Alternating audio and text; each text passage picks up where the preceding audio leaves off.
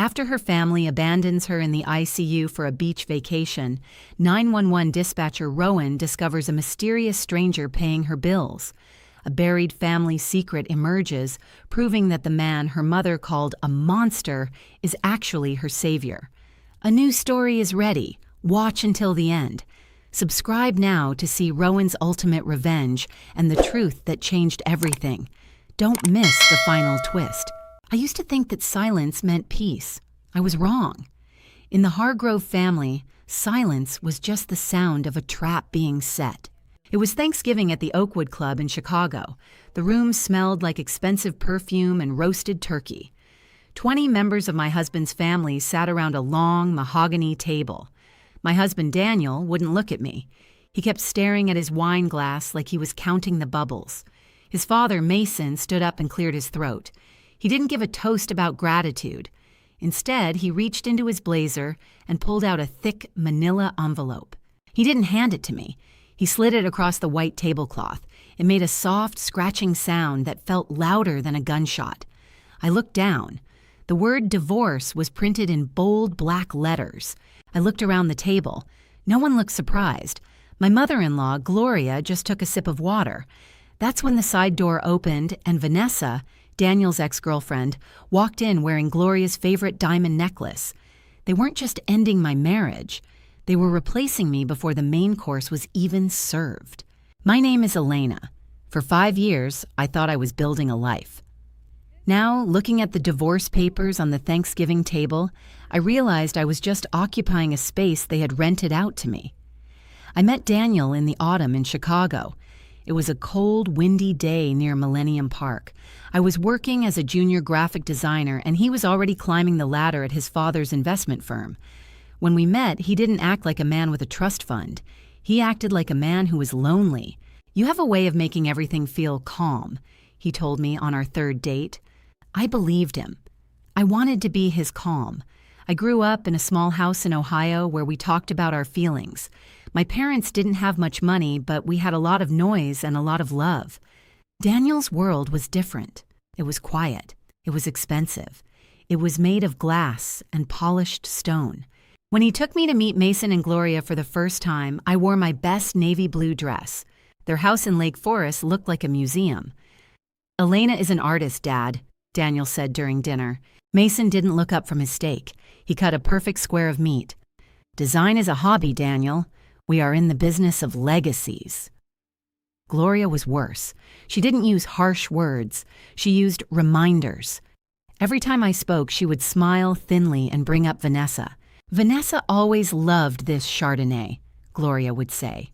Or, "Vanessa's father and Mason just closed a massive deal in London. Such a shame they broke up.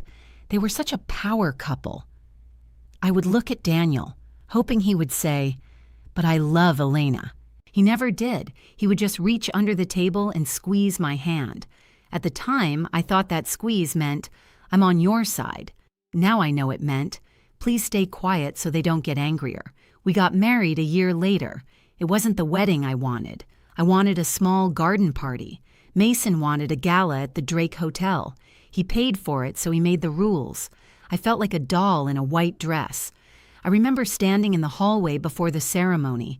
I heard Gloria talking to one of her friends. "She's a sweet girl," Gloria said. "A bit plain, but she's healthy. That's what matters for the next generation. We need a boy to carry the name." I stood there, frozen. I wasn't a wife to them. I was a vessel. I was a biological necessity. The first 2 years of marriage were a blur of trying to fit in. I stopped painting. I started wearing the beige and cream clothes Gloria liked. I learned which fork to use for salad and which for fish. I learned how to smile when Mason made jokes about people from the Midwest being slow. "You're one of us now," Daniel would tell me at night. But I wasn't. I was a guest who was staying too long. Every time we visited his parents, the house felt colder. The guest room was always kept exactly as Vanessa had left it years ago. There was a photo of her and Daniel from college on the mantel in the library. Mason never took it down. I asked Daniel about it once. "Why is her picture still there? We've been married for 2 years. Daniel sighed. He looked tired. He always looked tired when we talked about his parents. "It's just a photo, Elena. Don't be sensitive. My dad is old-fashioned. He likes history." "It's not history," I said. "It's our life." "Just drop it," he replied.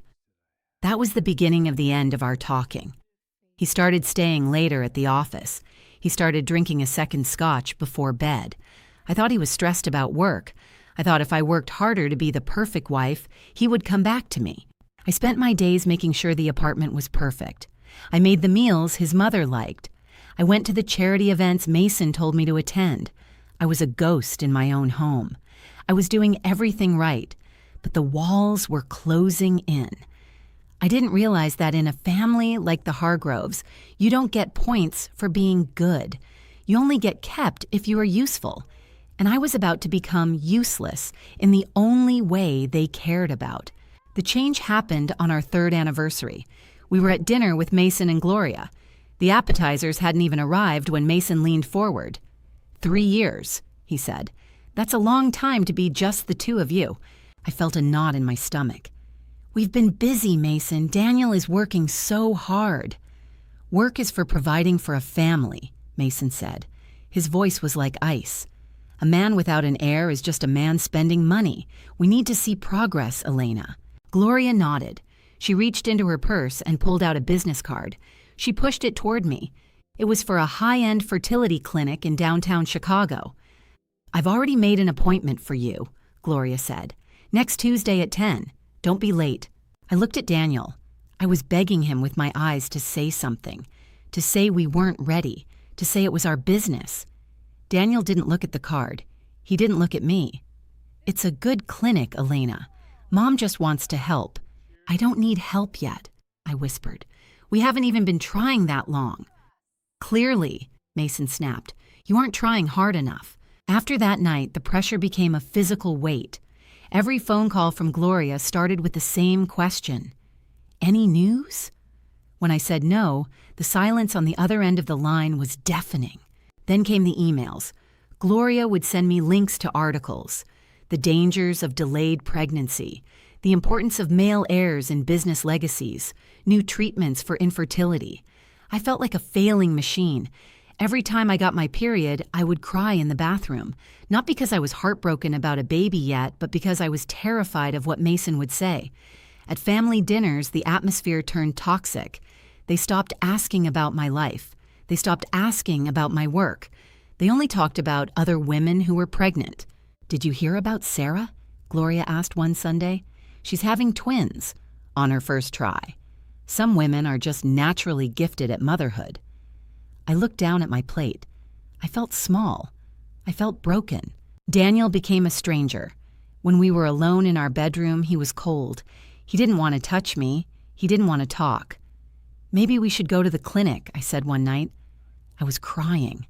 I just wanted him to hold me. "Go if you want," he said, turning his back to me. "It's your body, Elena. If there's a problem, you're the one who has to fix it." That sentence stayed with me. You're the one who has to fix it. He had already decided that if we didn't have a child, it was my fault. His parents had convinced him that I was the broken link in the Hargrove chain.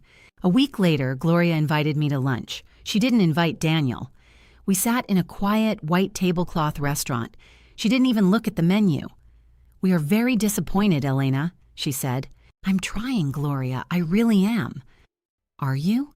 "Because Mason is starting to talk about the future of the firm.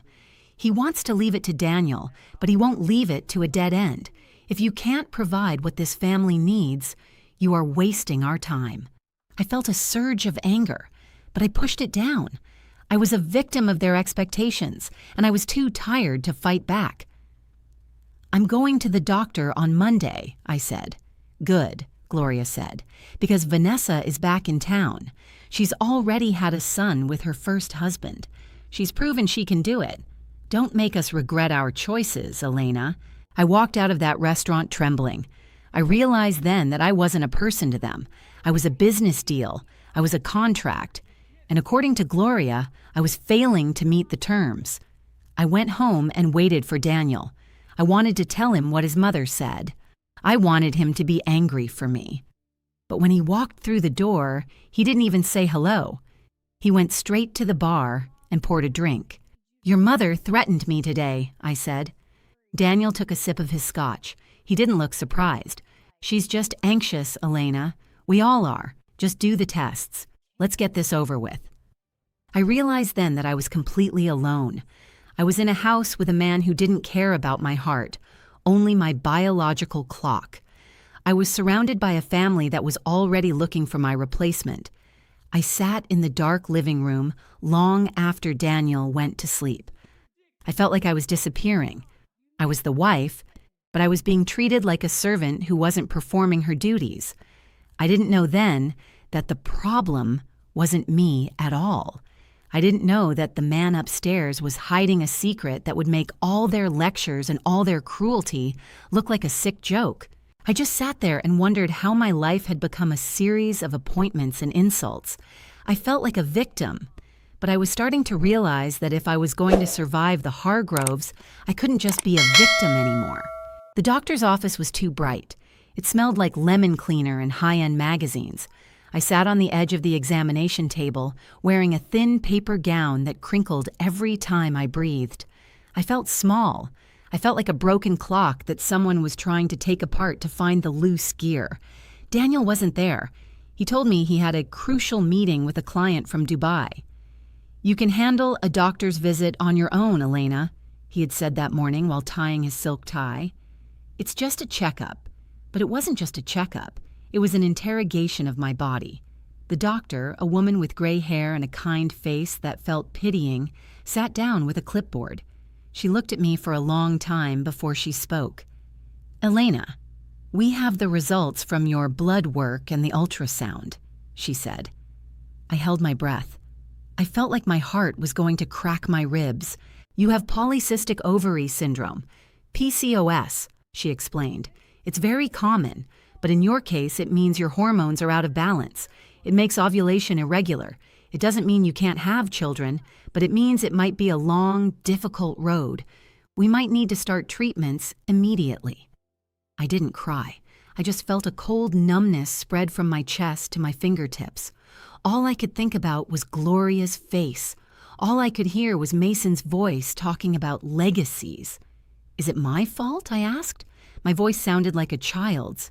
"No," the doctor said firmly. "It's a medical condition. It's nobody's fault." But I knew the Hargroves wouldn't see it that way. In their world, if something didn't work, someone was to blame, and I was the only one they were looking at. When I got home, I waited for Daniel. I sat at the kitchen island for 3 hours. When he finally walked in at 8:12 p.m., he smelled like expensive gin and wood smoke. He didn't ask how I was. He went to the fridge and grabbed a bottle of water. "The doctor called," I said. He stopped. He didn't turn around. "And?" "I have PCOS, Daniel. It's a hormone thing. It's going to be hard for us to get pregnant. I need to start medication. I might need surgery." He finally turned around. He didn't come to hug me. He didn't say he was sorry. He just looked annoyed. "Great," he muttered. "Just great. Do you know what my father is going to say?" "I don't care what your father says, Daniel. I'm the one who is hurting. I'm the one who feels like a failure." "Well, you are the one with the problem, aren't you?" he snapped. The words hit me like a physical blow. I stepped back, hitting the edge of the counter.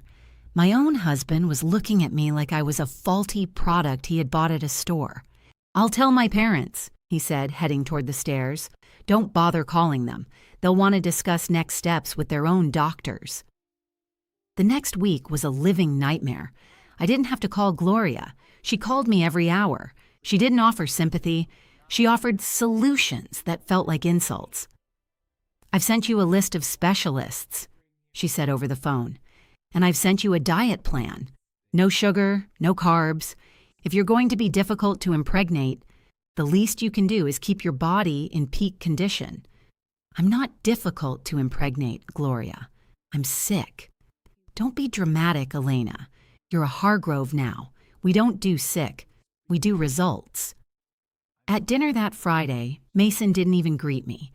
He sat at the head of the table and laid out a series of medical journals. I've been reading, Mason said. This PCOS thing. It's often linked to stress and poor lifestyle. Maybe if you spent less time on your art and more time at the gym, we wouldn't be in this position. I looked at Daniel. He was eating his salad. He didn't say a word. Daniel, I whispered, help me. He didn't look up. Dad's just worried about the future, Elena. We all are. You have to understand our perspective. Our perspective? Not his and mine, his and his father's. I realized then that I was a guest in a war room, and the war was being fought against my own body. Every day my inbox was filled with articles. How to boost fertility, the cost of IVF, why some women fail to conceive. I felt like I was being hunted. I felt like a criminal whose only crime was having a body that wasn't a factory. I would go to the bathroom and look at myself in the mirror. I would touch my stomach and feel a deep sense of shame. They had made me hate myself. They had taken a medical diagnosis and turned it into a character flaw. I was a victim of their greed. They didn't want a grandchild to love. They wanted a grandchild to own. And because I couldn't give it to them on their timeline, they began to treat me like trash that needed to be thrown out. The only person who didn't look at me like a broken machine was Sophie. Sophie had been my best friend since college. She was sharp, fast-talking, and worked as a senior paralegal for one of the biggest family law firms in Chicago. She knew how the world worked, especially the world of wealthy, angry men. We met for coffee at a small shop near the lake. It was raining outside, the kind of gray Chicago rain that makes everything feel heavy. I told her everything. I told her about the doctor, the articles from Gloria, and the coldness from Daniel. Sophie didn't offer me a tissue. She offered me a look of pure, focused rage. "Elena," she said, leaning across the small table, "you need to wake up." "I'm just trying to make it work, Sophie. If I can just get pregnant, all of this will stop." "No, it won't," Sophie said. Her voice was low and steady. "It will just get worse. Once you have a child, they will own you forever. They are already treating you like a surrogate, not a wife." "Daniel loves me," I said, though the words felt like a lie in my mouth. "He's just under a lot of pressure from Mason." Sophie reached into her bag and pulled out a notebook. "Listen to me. I see families like the Hargroves every day at the office. They don't have hearts. They have balance sheets. And right now, Elena, you are a liability on their balance sheet." I shook my head. "You're being paranoid. They're just old-fashioned." "No," Sophie said. "I'm being a paralegal. I've seen Mason Hargrove's name come across our firm's radar before. He's ruthless. And I've noticed something, Elena. I've noticed the way Daniel has been moving money." I frowned. "What do you mean?" "Our firm does a lot of asset tracking," Sophie whispered. I did a little digging. Nothing illegal, just public records and some professional curiosity. Daniel hasn't put your name on any of the new property acquisitions. Not the summer house, not the new accounts. He's keeping everything in his father's name or in private trusts. He's centering himself for a clean break. The room felt like it was spinning. He wouldn't do that. We're married. "In Illinois, that matters," Sophie said. "But the Hargroves have better lawyers than you can imagine.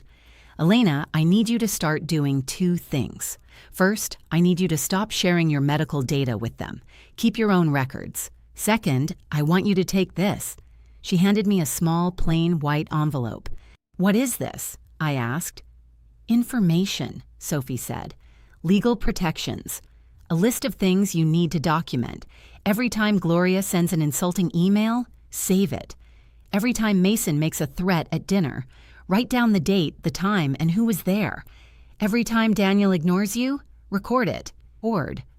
"I don't want to live like that," I said. "I don't want to live in a house where I'm a spy."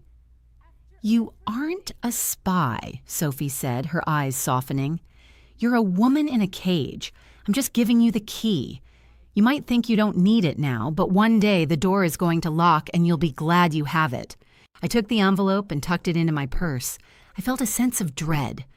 Over the next few weeks, I started to notice things I hadn't seen before.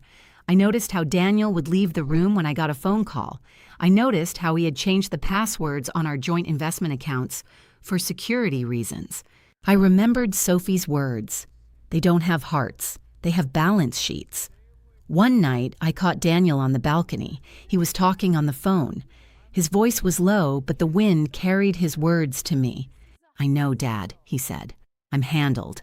It's just a matter of timing now. We have to make sure the optics are right. We can't have people thinking we're the bad guys." He paused, listening. "I know," Daniel continued.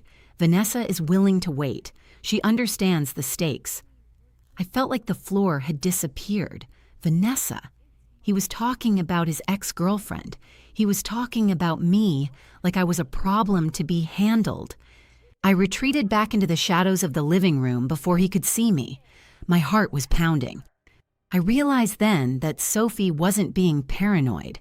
She was the only person telling me the truth. I went to my desk and pulled out the white envelope. I started a journal. I saved the emails. I began to watch them the way they watched me. I was still the victim. I was still being mocked for my fertility.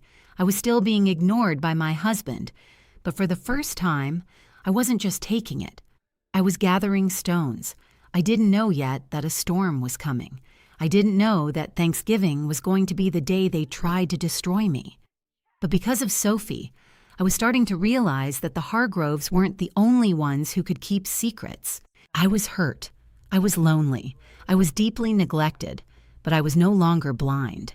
The morning light in the ICU is always gray and clinical. It doesn't matter if the sun is shining outside. The windows are tinted, and the fluorescent bulbs overhead hum with a dull, buzzing energy. Ethan had stayed until the nurses did their 6 a.m. shift change. Before he left, he leaned over and whispered, "I'll be back tonight, Rowan. Rest." I did rest, but it was a fitful sleep filled with ghosts. I kept seeing my mother's face from years ago, the way she looked when I would ask about my father. She would get a look of pure, cold disgust, like I had just dragged something dead into the house. "He's a weak man, Rowan," she'd tell me. "He chose a different life over us. Don't ever mention him again." I had believed her. Why wouldn't I? She was the one who was there. She was the one who raised me. I didn't realize until this moment that being there doesn't count for much if you're only there to take. Around noon, Dana came in to change my dressings.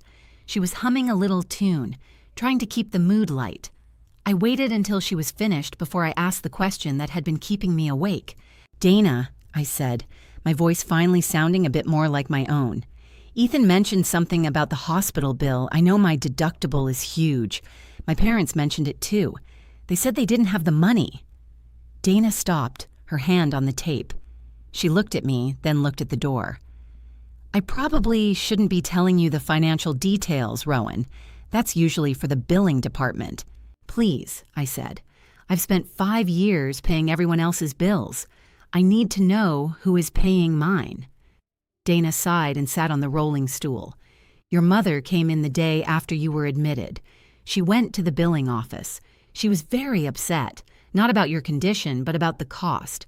She told them that as a 911 dispatcher, you should have better coverage and that the family couldn't be held responsible for the balance." I felt a familiar sting in my chest, not the surgical pain, the heart pain. And then, Dana continued, "a man came in later that evening, Mr. Vale. He didn't make a scene. He didn't even ask to speak to the family.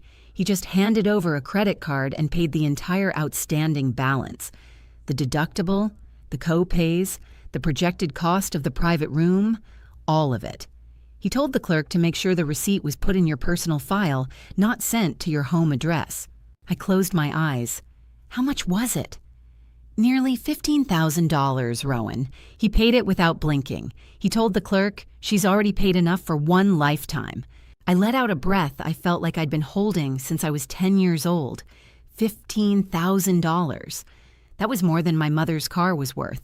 It was more than Logan's sponsorship fees for the entire year. And Ethan Vale, the man who was supposed to be a deadbeat, the man who supposedly abandoned us, had settled it in an afternoon. "Why would he do that?" I whispered. "He doesn't even know me." Maybe he does, Dana said softly. He told me last night that he's followed your career from a distance. He knew when you graduated the academy. He knew you were one of the best dispatchers in the city. He said he was proud of you. Proud. That was a word I didn't hear often. Usually I heard, "Thank you for the check," or "We need more." I spent the rest of the day thinking about the word connection. My mother had spent 20 years severing every tie I had to the world outside of her needs. She had built a wall around me made of guilt and family loyalty. But Ethan had stayed on the other side of that wall, just waiting for a crack. I looked at my phone. I had 3 missed calls from my mother. I finally decided to listen to the voicemail. "Rowan," her voice came through the speaker, sounding distracted. There was the sound of wind and waves in the background. "Logan didn't make the finals, but the judges said he has great flow. We're going to stay an extra 3 days to meet with a scout from a clothing brand. It's a huge opportunity. I'm sure you're fine. The doctor said you were stable. Just use your credit card for the groceries when you get home, okay? I'll Venmo you my half when we get back. Love you." She didn't ask if I could walk. She didn't ask if I was scared.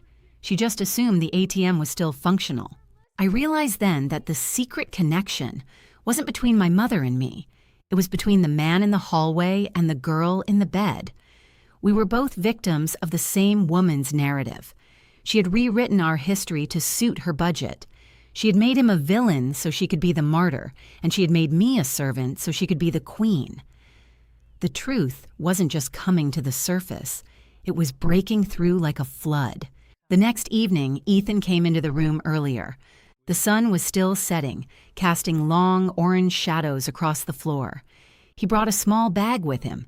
Inside were a few things I hadn't even realized I needed.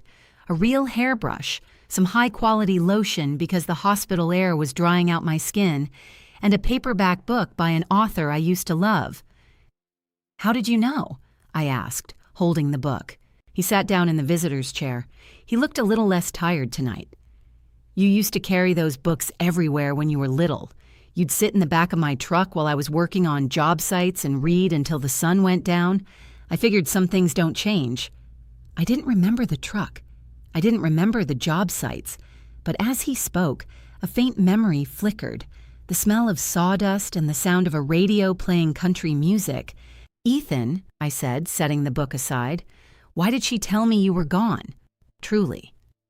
Ethan rubbed his face with his hands. "Your mother has always needed to be the center of the story, Rowan. When Logan was born, things got expensive. I was working 3 jobs, but it wasn't enough for the life she wanted. She wanted the surf clubs, the travel, the prestige. She met Mark, your stepdad, at the beach. He had money then, or at least, he looked like he did." He paused, his eyes looking at something far away. "She told me if I didn't sign over my rights and disappear, she would tell the police I was abusive. She had friends, Rowan. She knew how to play the victim. I was a young guy with no money for a lawyer. I thought if I fought her, I'd end up in jail and you'd still grow up without me. I thought Mark would take care of you." "He didn't," I said. "He just let her run the show. He let her use me." "I know," Ethan said, his voice thick with regret. "I watched. I stayed in San Diego. I worked my construction business. I kept tabs on you. I saw you grow up through the local papers and Facebook. Every time I saw you'd been promoted or won an award at work, I'd take myself out to dinner to celebrate you. I wanted to reach out so many times, but I was afraid of what she'd told you. I didn't want you to hate me." "I don't hate you," I said. I'm so angry. I've spent my whole life trying to be good for a woman who would trade my life for a surf sponsorship." "You're not angry at being good, Rowan," Ethan said. "You're angry at being used. There's a difference." We talked for hours. For the first time in my life, someone was listening to me. He didn't interrupt to tell me about his own problems. He didn't ask for money. He just asked me how I felt. He asked me what I wanted to do when I got out of here.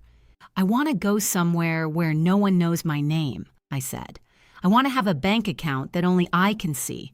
I want to sleep for a week and not wake up to a text message about a broken water heater." "You can do that," Ethan said.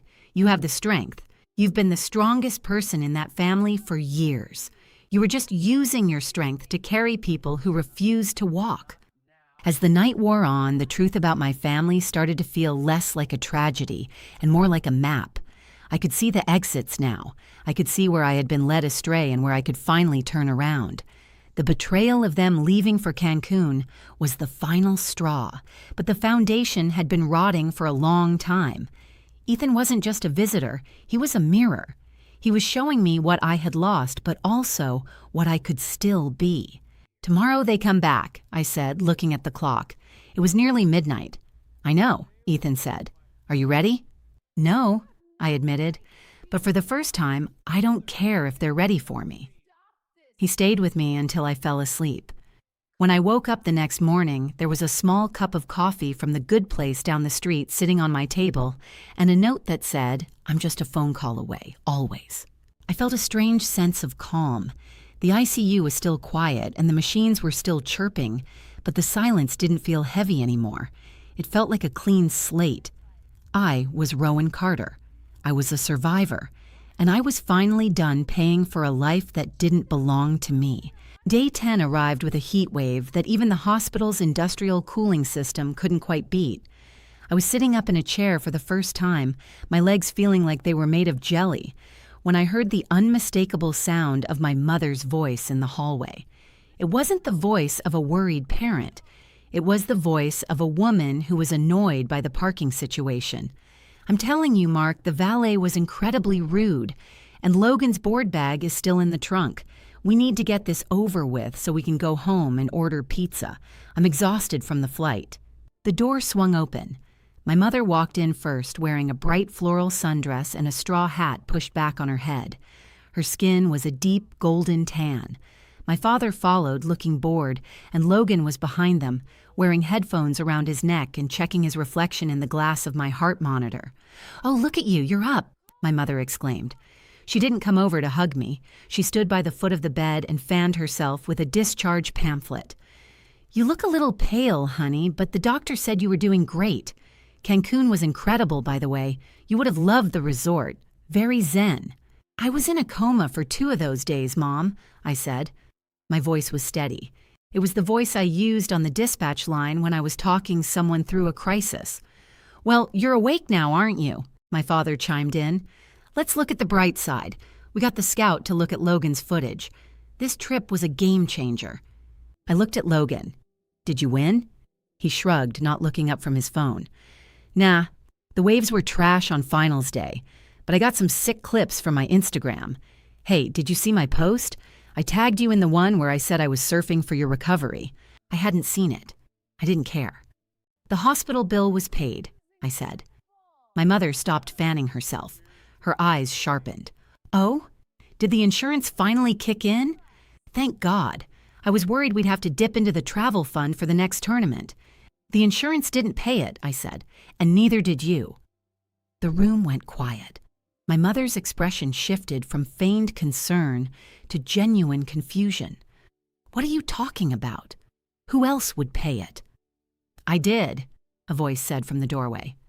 Ethan Vale stepped into the room. He was dressed in a clean button-down shirt, looking every bit the man my mother had tried to bury. He didn't look angry. He looked resolute. My mother's face didn't just turn white, it turned a ghostly, sickly gray. She actually stepped back, her hand flying to her throat. "You," she breathed. "What are you doing here? Mark, get him out of here." My father stepped forward, but Ethan didn't move an inch. He was broader than my father and held himself with a quiet authority that Mark lacked. "I'm visiting my daughter," Ethan said. "You don't have a daughter," my mother shrieked. The calm vacation persona vanished, replaced by the familiar, jagged edge I had lived with my whole life. "You signed those papers. You walked away. You're a stranger." "I'm the stranger who sat in that hallway for 10 nights while you were drinking margaritas," Ethan said, his voice dropping low. "I'm the stranger who paid $15,000 so your daughter wouldn't wake up to a mountain of debt. Where were you, Sarah, besides the beach?" "How dare you," she hissed, turning to me. "Rowan, don't listen to him. He's a liar. He's trying to manipulate you. He probably stole that money. He's dangerous. I looked at my mother. Really looked at her. I saw the way she was shaking, not with fear, but with the rage of someone who had lost control of the narrative. I looked at my father, who was looking at the floor, and Logan, who finally looked uncomfortable. "He's not the one who left me to die, Mom," I said. "We didn't leave you to die. The doctor said you were stable." "You didn't know if I was stable when you boarded that plane," I countered. "You didn't care. You cared about Logan's surf clips. You cared about your investments. I'm not an investment to you. I'm the person who pays for the investments." "That is so ungrateful," my mother cried. "After everything we've sacrificed for you." "Name one thing," I said. "Name one thing you've sacrificed for me in the last 10 years. She opened her mouth, then closed it. She looked at Mark for help, but he was busy examining his cuticles. The silence in the room was deafening. It was the sound of 20 years of lies finally collapsing under their own weight. The nurse, Dana, entered the room with a stack of papers. She could clearly feel the tension, but she remained professional. "The discharge papers are ready, Rowan. We just need a signature for the final release and an emergency contact for the follow-up care." My mother reached for the pen. "I'll do it. Let's go, Rowan. Get your things.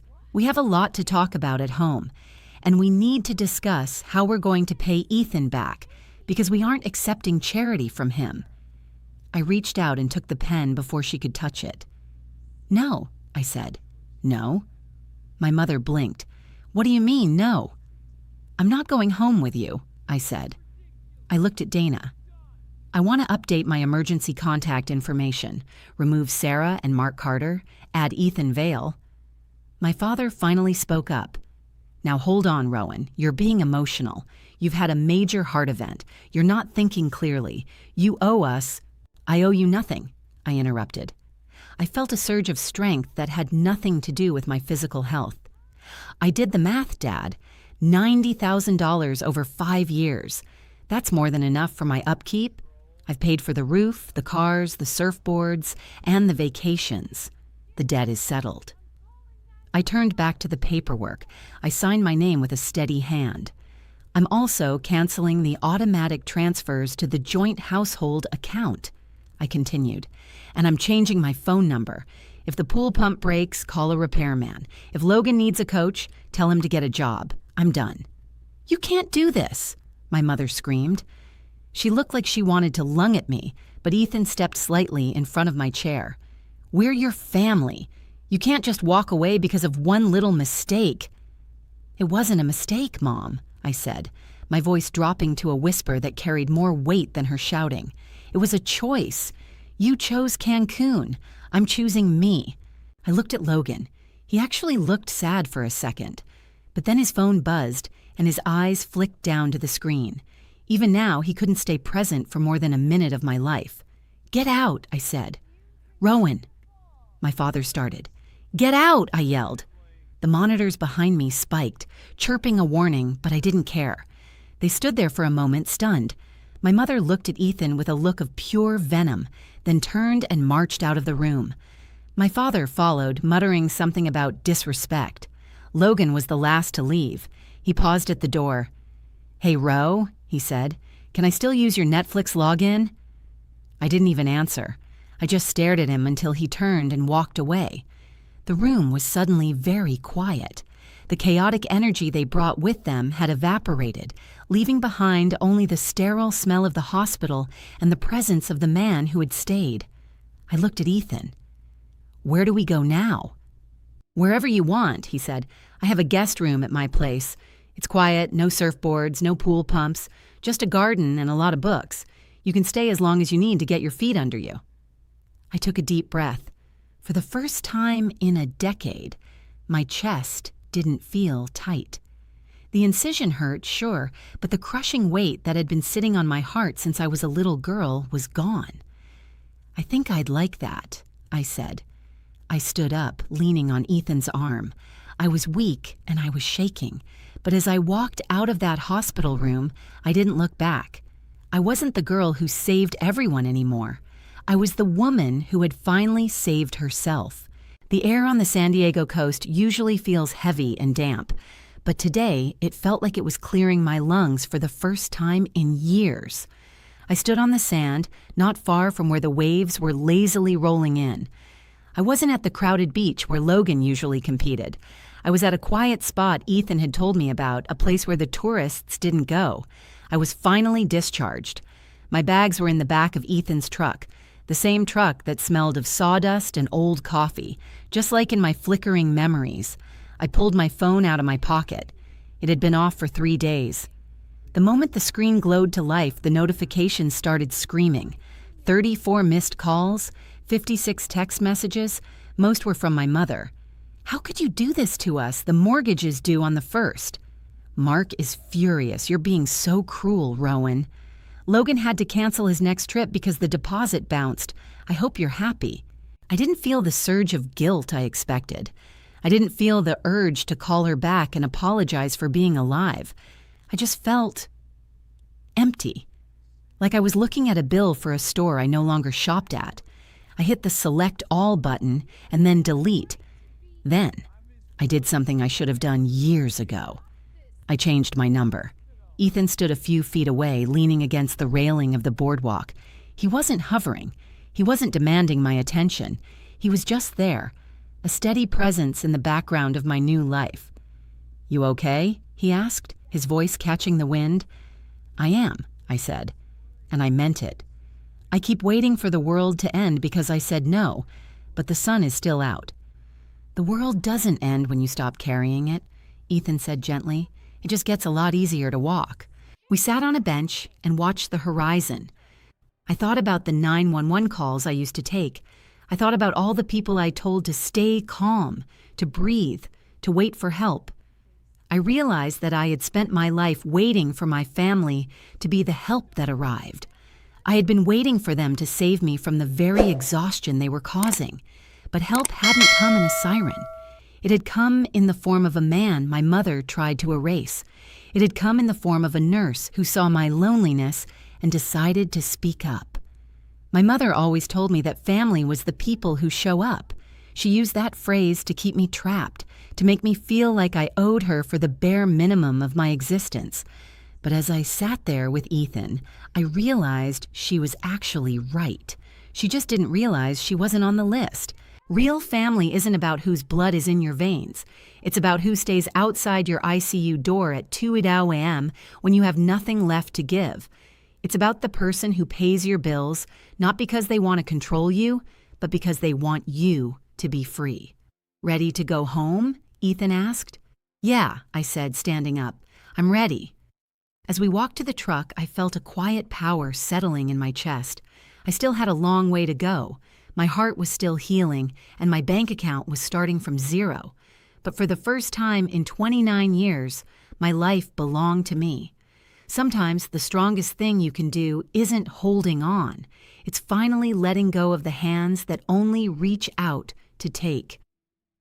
I was walking away from the darkness, and I wasn't walking alone. If you believe family should mean loyalty, not control, comment "real family" below.